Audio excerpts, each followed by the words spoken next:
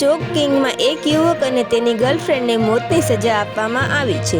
યુવકે વર્ષ 2020માં પોતાના 2 બાળકોને એક હાઈ-રાઇઝ એપાર્ટમેન્ટમાં 15મા માળેથી બારીએથી નીચે ફેંકી દીધા હતા. એવું કરવા માટે તેની ગર્લફ્રેન્ડને તેણે પ્રોત્સાહિત કર્યો હતો. ચીનની કોર્ટે મામલા જાણ્યા બાદ બંનેને મોતની સજા સંભળાવી હતી. ચાઇના ડેઇલીના રિપોર્ટ મુજબ સુપ્રીમ પીપલ્સ કોર્ટ મામલાની સમીક્ષા કરી અને માન્યું કે યુવક ઝાંગ બો અને યુવતીએ ચેંગ ચેને પૂર્વ આયોજિત હત્યા કરી હતી. કપલ ઝાંગના બાળકોને પોતાના લગ્નમાં અડચણરૂપ માનતા હતા, જેના કારણે બાળકોને આકસ્મિક રીતે નીચે પડી ગયા હોવાનું નાટક રચ્યું.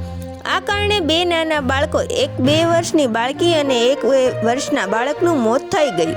સુનાવણી દરમિયાન કોર્ટે માન્યું કે તેમનો હેતુ ઘૃણિત અને ક્રૂર હતો અને તે માટે કાયદા અનુસાર ગંભીર પરિણામની આવશ્યકતા હતી.